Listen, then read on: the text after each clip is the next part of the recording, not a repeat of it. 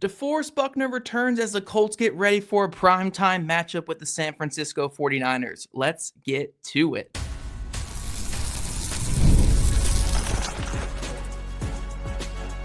You are Locked On Colts, your daily Indianapolis Colts podcast. Part of the Locked On Podcast Network, your team every day.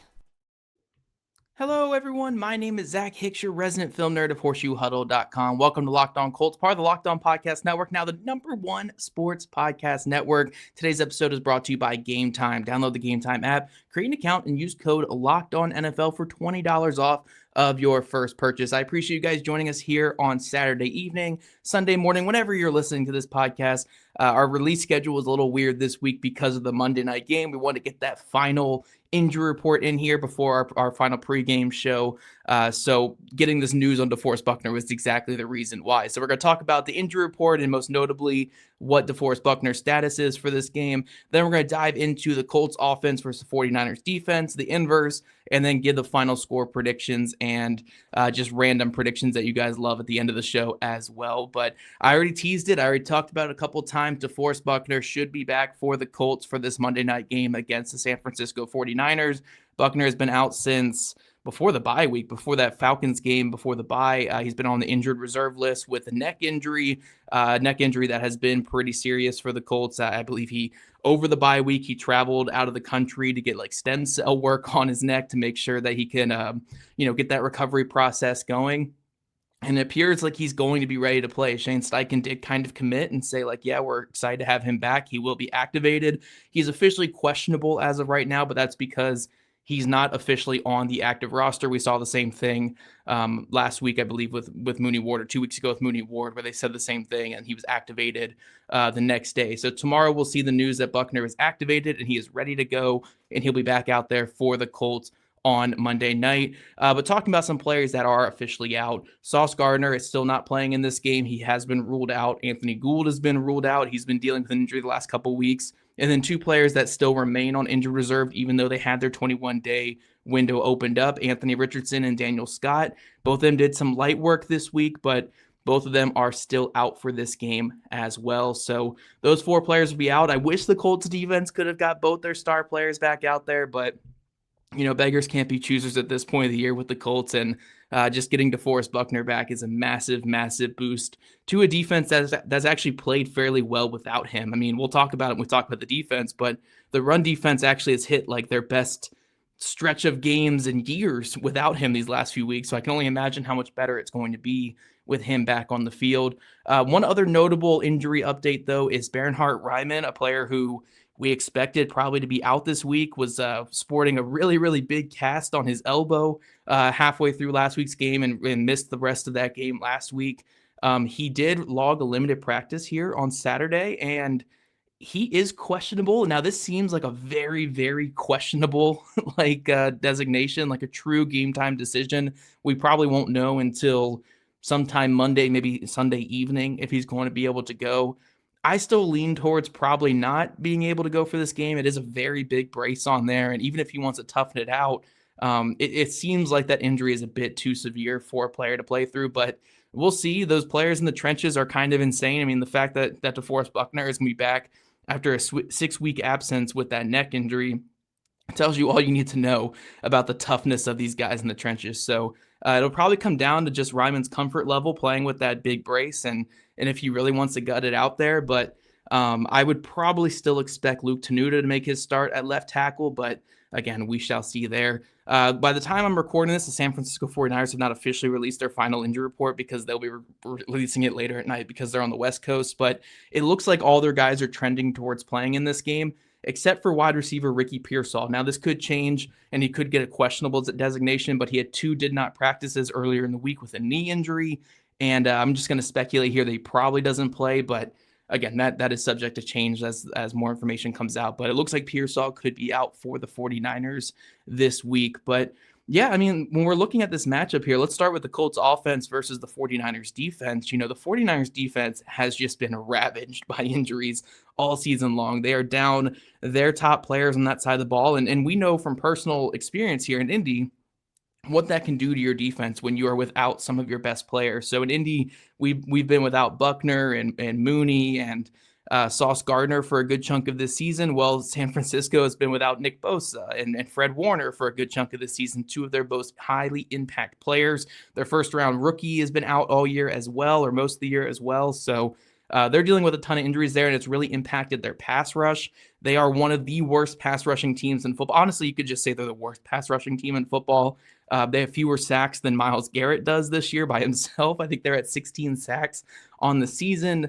Their pressure rate, I believe, is the lowest in the NFL as well. It's only like a 14%, according to Pro Football Reference, I believe. So they don't really impact quarterbacks at all. Robert Saleh is not someone who typically blitzes at a high rate, so they usually just rush 4. They've been very ineffective with their 4 without having Bosa out there, without having Mykal Walker out there. So they're just not generating a lot of pressure. So I think if you're the Colts, to me, this is kind of the week where it's like, look, if Phillip Rivers has any bit of an arm left, you have to really lean into that a little bit this week. I'm not saying he needs to come out here and throw 60-yard bombs left and right, because that's just not what's going to happen at this stage of his career, even the stage of his career he was at in 2020. But I do think this is a game where it's like you can draw up stuff a little bit past 10 yards, a little bit past 15 yards maybe might be a little crazy, but like 10, 15 yards down the field, and really wait for these plays to develop, because I don't think they're going to pressure you too much, even with the potential the Colts are out there, 2 backup offensive tackles. They just have not gotten a lot of pressure all season long. So I think if you're the Colts, this doesn't have to be the exact same game plan it was against the Seattle Seahawks, where the Seahawks were a team that has a very high pressure rate, got a lot of sacks coming into that matchup, and they like to bring a lot of pressure. So the Colts were kind of just going out there and drawing up everything under 10 yards. And it almost worked to success in that game. But I think against the 49ers, with their lack of a pass rush, with their injuries, they still fly around. They still play very fast. But I think you want to let plays develop a little bit more, give your receivers some time and space to get open and take advantage of those longer developing plays, because you might have more time in the pocket. Now, Phillip Rivers still can't move. I'm not going to say that, he can buy time or we should go back to the play action game, because he really can't do that. But I do think you can draw up a little bit more than what they drew up last week against the Seahawks defense that was more ready to bring pressure than I think the 49ers will be this week. So for the Colts, I think you got to take advantage of the fact that they don't get a lot of pressure. The advanced stats for the 49ers defense is just not great overall this year. They're a bottom 10 pass defense. They're like middle of the road in run defense. So hopefully there's more just run lanes for Jonathan Taylor in this game.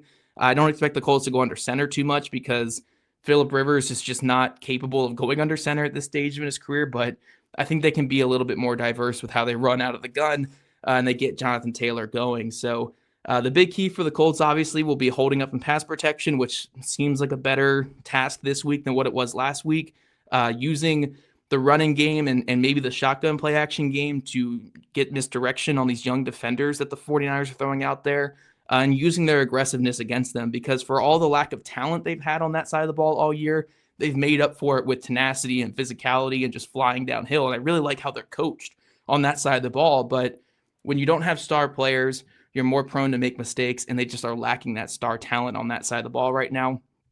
So if I'm the Colts, I really just find my weak spots, find the guys that you feel can be exploited in both the pass and the run game. Lean on the run game as much as you can, but when you have to pass, don't be afraid of letting longer developing plays out there, because the 49ers pass rush has been so bad this year. So I kind of like the matchup on paper. It really just comes down to how much juice can we really squeeze out of Phillip Rivers at this point, because if it's as much as they got last week, you could go against the 32nd best defense or the first best defense. You're probably going to get around the same result, because you're just not going to draw up many explosive plays and many consistent plays on offense. But if you can squeeze out just a little bit more down the field, just a tad, then you might have the potential to put some more points on the board against the weaker defense that the 49ers have compared to the Seahawks of last week. So we will ultimately see what the answer to that is on Monday night. But coming up, guys, we're going to talk about this Colts defense versus the 49ers offense. And while the 49ers offense hasn't been perfect this year, I still think this is a very tough task for a Colts defense that has been kind of up and down at times in 2025. But first, the World Cup is coming back to North America for the first time since 1994. And with 48 teams for the first time ever, it's going to be just massive. But let's be honest, getting tickets is usually the hardest part. That's why the Gametime app is clutch, finally giving fans a real advantage when it comes to snagging those seats. With Gametime, you can track price drops in real time, get alerts when the great seats open, and buy tickets the moment they hit the app. It puts the power back in your hands and makes going to the World Cup realistic instead of impossible. You can pull up the app, and the layout just makes it so simple to scroll through matchups and compare those seat views. Alerts for teams and matches make it easy to grab tickets the moment they drop instead of missing out. So take the guesswork out of buying World Cup tickets and every match, concert, or event with Gametime. Download the Gametime app, create an account, and use code LOCKEDONNFL for $20 off of your first purchase. Terms apply. Again, download the app, make an account, and use code LOCKEDONNFL for $20 off with Gametime. All right, Locked On Colts Everydayers, we are back. Before we get into it, I do want to thank you for making Locked On Colts your first listen today and every day. And thank you again for making Locked On the #1 sports podcasting network. We're here previewing the Colts and 49ers before this big Monday night matchup. Both teams have playoff aspirations. The 49ers probably a little bit more realistic than the Colts at this point, but the Colts are still mathematically alive. I think it's by most prediction things or whatever, they have like a 98% chance of making the playoffs if they win out. Now that's the tough task for a team that has lost 4 straight, but nonetheless, it's still technically a possibility with where they lie in the season. But for the Colts, when you're looking at this matchup with the 49ers offense, the 49ers offense is not the Shanahan-led offense of old. Now, they've had a lot of injuries on offense as well, especially when it comes to wide receiver. Brandon Ayuk has not played this year, and he's not going to play. Ricky Pearsall's been out for a good chunk of time this year. George Kittle missed time earlier this year as well, so they have been very banged up. But I think the biggest fall off has been their running game. The 49ers have not run the ball effectively at all this season. Christian McCaffrey is inching closer and closer to 1,000 yards on the year, but he's doing it at 3.6 yards per carry. They're not getting very many explosive runs in the running game, and they kind of live and die by efficiency when it comes to running the football. High success rate, but lower explosive plays when it comes to running the football. So for the Colts, the thing is just getting as many negative plays as possible. When we look at what the Colts have done since the bye week, even with DeForest Buckner out, they've been fantastic in run defense. They have 47% run stuff rate, so runs that are held to 2 yards rushing or fewer. They have 47% of runs against them, and that's me not counting QB sneaks and stuff. That's only counting running back runs. So a little bit more like in depth, I guess, with that, or just more like realistic of what the actual run defense is doing. They're the 6th best run defense in terms of success rate over that time period, and they're 2nd best in EPA per play. A couple forced fumbles have helped with that, but they've been really good in run defense. And now you're inserting DeForest Buckner back into that, so you have to assume that the run defense could get even better with such an impact player out there for the team. So the first step to really slowing down this 49ers offense is making sure that they're just behind the sticks and making their running game, held to 1-yard rushes and 2-yard rushes instead of 4 or 5-yard rushes. And that's really what the Colts need to do. It's what they've been great at recently, because Brock Purdy is a good quarterback. And in 2023, when Brock Purdy was up there for MVP, I was not a believer. I was a firm Brock Purdy hater. But I've really come around these last 2 years, even though the stats haven't been as gaudy as what they were in 2023.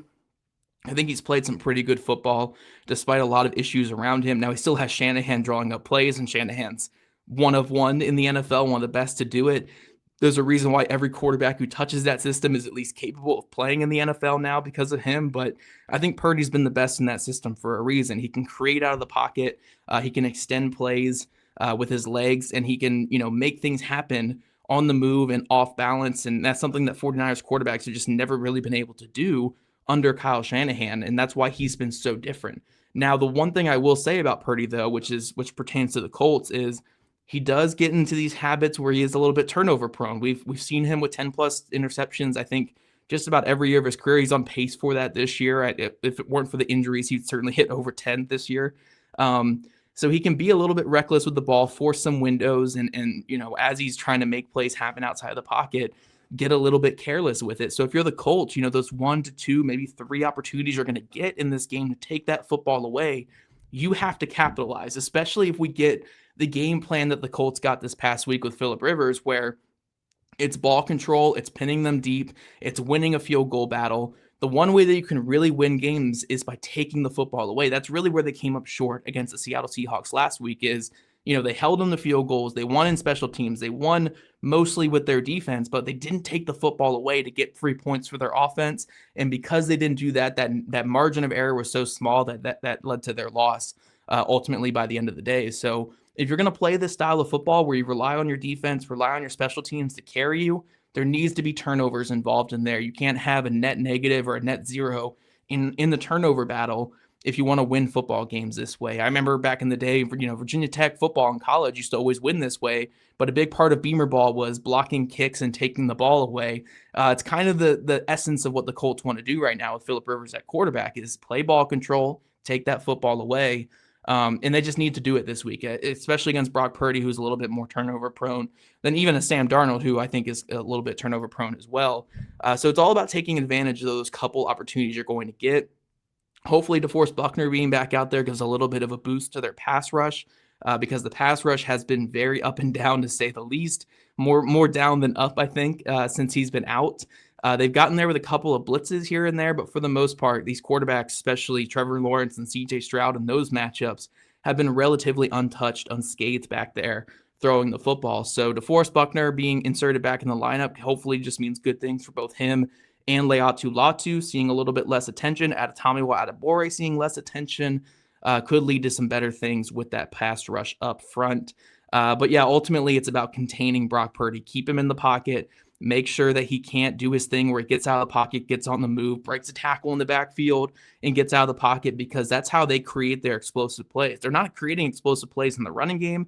They're not creating explosive plays with guys making things happen after the catch, dumping it down to George Kittle and he's going for 30.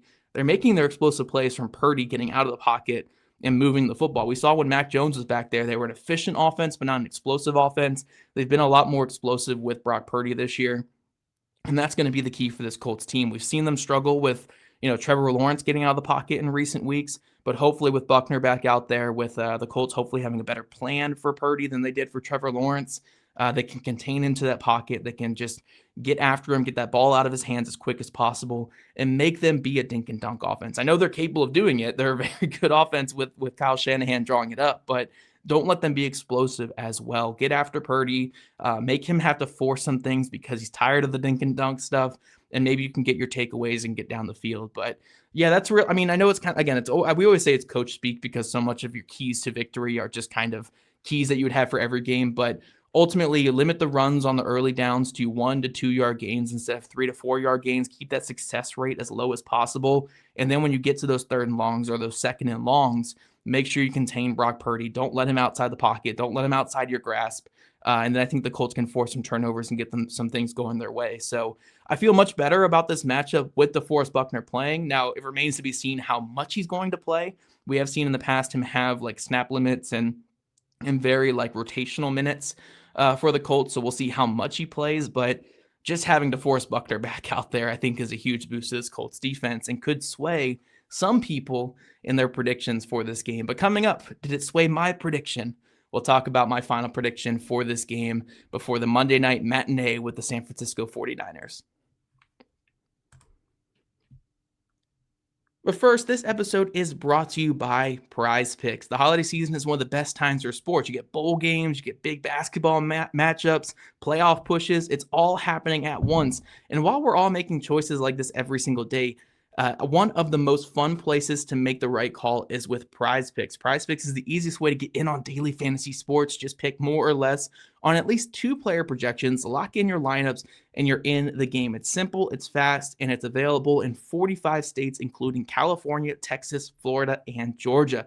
PrizePicks has added an extra layer of excitement to the holiday sports schedule. One thing I love is you can create a lineup in less than a minute, and the app makes the whole process smooth and intuitive. It's easy for me because I get frustrated easily, guys. So I just love being able to go there, get my lineup ready in just a second, and then go from there. So download the PrizePicks app today and use code LOCKEDONNFL to get $50 in lineups after you play your first $5 lineup. That's code LOCKEDONNFL to get $50 in lineups after you play your first $5 lineup. PrizePicks, it's good to be right. Already Locked On Colts everydayers, we are back for a final time today before this Colts and 49ers Monday night matchup. I always said Monday nightmare back in the day when I played fantasy football more religiously, because Monday night used to always kill me in fantasy football. It was like the death of me basically is relying on that Monday night game. So hopefully it's not a Monday nightmare for the Colts this time around, but the Colts are fighting for their playoff lives right now. They essentially need to win out to really put themselves in good position to make the playoffs. And while this is the least important game of the final three, it's still a game to show yourself, show you can get out of this rut that they're in with this 4-game losing streak. So on paper, I really like this matchup for the Colts. I think analytically, a lot of things do lean the Colts' way. It's just the issue is one team has their starting quarterback and the other team is down to their e-bug quarterback in Phillip Rivers. And that is something that does ultimately sway football games. So again, if I said it a lot this week when we talked about just the nature of this Colts team, if they're going to be so reliant on this ball control, moving the football on offense 3 yards in a cloud of dust type of offense where, any kind of turnover could really just kill everything they want to do on that side of the ball, the margin for error is just so small. And I don't know if a team like San Fran is going to shoot themselves in the foot enough to help you win that way. The Seahawks barely did enough, and they were still able to overcome it by the end of that game because they're a well-coached team that just knows how to win. So when it comes to the 49ers, I don't know if that style is going to absolutely beat them. It certainly can, especially because the 49ers, I think, are a little bit more vulnerable than the Seahawks. But I just hate this style of football for actually consistently winning football games. And for that, I am probably going to pick the 49ers in this game. I'll say it'll be like an ugly one. Let's go 19-16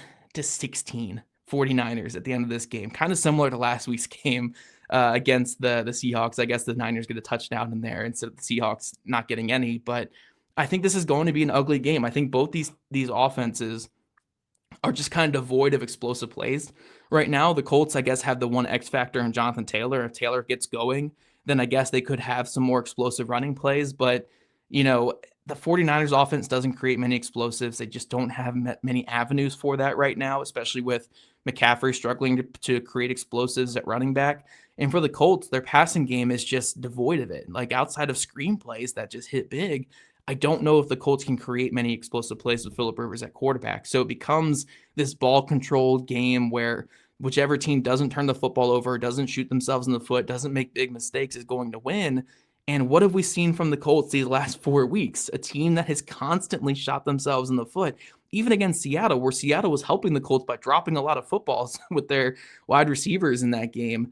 We saw the Colts fumble snaps. We saw the Colts have their quarterback slip and fall on the logo. We saw we saw a false start on a 4th and 1 attempt. That 4th and 1 attempt that was not going to convert either. Like, we have seen the Colts kind of consistently shoot themselves in the foot over and over again in recent weeks. And they kind of have to prove to me that they won't do that, before I can really have faith in picking them. So yeah, on paper, I love this matchup for the Colts. You're going against a team that is pretty shorthanded, just like you. You're going against a team that is not very explosive, that doesn't run the ball exceptionally well, and their defense can't really pressure the quarterback. So it's like, all things point to the Colts being able to get over that hump and winning this game, but I have to see more from Phillip Rivers, and I just don't know how much more is there from him. I think he can get the ball out of his hands quick. I think he can diagnose a blitz that's coming or diagnose a disguise coverage and get that ball out where it needs to be. But can he push that ball past 10 yards? Can he make this offense more than just dink and dunk and make this offense more explosive? I don't know if he has that capability. Nothing I saw last week told me that he does, and I need more information before I can confidently say he can. So even though I think a lot of the matchups on paper point the Colts' way, this 49ers team has been resilient all season. They're a well-coached team, and Kyle Shanahan has found a way to squeeze every single point he can out of this offense that has been dinged up and has turned to their backup quarterback for 8 games this year. They've found a way to win games and put points on the board, and the Colts have just simply not. When things were going well early in the season, when they were facing bad teams, when they were playing at home, then they were able to stomp on teams next. But the second adversity hit, second injuries piled up, the second that players started missing games and they started playing against better football teams, we've seen the cracks in the armor, which have been very different from the 49ers, where the 49ers continually get over that hump. The Colts have continually lost these 50-50 games. because outside of Jacksonville, all the Colts losses have been these like coin flip games that really come down to the final stretch. Maybe not Pittsburgh either, but outside of those two games, all the Colts losses have been these tightly contested games against either playoff teams or fringe playoff teams. And they haven't shown that resiliency. They haven't shown that ability to close out these games and win these big games where a team like San Fran has consistently fought tooth and nail in every single matchup despite all their injuries. So if it comes down to just these two teams in a close match or whatever here on Monday night, I'm going to pick the team that has constantly shown it over and over again. But it's a big test for the Colts. Again, this is probably their least important game remaining, but you still want to get out of this 4-game losing streak before you face your two biggest games of the year in the final 2 weeks. So big showing at home, show they can get back to what they're doing, and big showing for Phillip Rivers to show he can still push that ball a little bit. Now that he's back in a controlled environment in the Dome, back home, things should be a little bit easier than on the road in Seattle in kind of rainy conditions for your first game back. So if Rivers can show a little bit more, I think the Colts should be favored in this game. I just don't know if he can show much more is the big thing. But in terms of random predictions, I do like a lot of the Colts defense stuff in here. Like, I do think, they get like 2 takeaways in this game, or 1 takeaway or 2 takeaways could come off of this game. I want to get like a forced fumble and an interception in this one. Let's give an interception to Bynum because he's gotten a ton this year. And yeah, let's give Buckner a sack. I think would be a random prediction to give in here. For the offense, though, I struggle with the offense, man, because I just don't know what Rivers is capable of. He was so hard to watch last week. I think this can be a big. Let's give it to Downs again. I tried to say Downs last week. He did catch the touchdown, but they did have a couple opportunities that didn't go his way.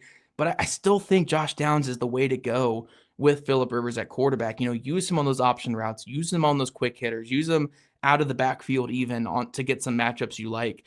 I still think Josh Downs is the way to go. We don't have to just force feed Amir Abdullah when Josh Downs is perfectly capable of getting open underneath. So I know we've been calling on him all year, but I want to give a call for Josh Downs. Let's get him the leading receiver in this game. Really feed him against the 49ers and let him do his thing. But you guys let me know any predictions you have in the comment section, and let me know your overall guess for this game. Do the Colts extend their losing streak to 5 games, or do they snap it back at home in this Monday night game? Let me know below in the comment section. If you guys need a last-minute holiday gift, or someone keeps asking you what you want, make it easy. Ask for the Everydayer Club, ad-free episodes of this show, exclusive Discord server access, and much more. Subscriptions can be gifted through LockedOnColts.supercast.com. And if you guys want to become a Locked On Colts insider and chat with us directly and get that insider scoop, follow the link in our show notes. And if you don't already, make sure you're following at Locked On Colts, at Jake Arthur NFL, and at Zach Hicks 2, all on socials. Also, subscribe to us on YouTube or listen to your podcast. We love your guys' ratings, reviews. You guys have a great day. We'll be back with you guys for the Colts Squad show after the game on Monday night. It's going to be a late one, but after that game on Monday night.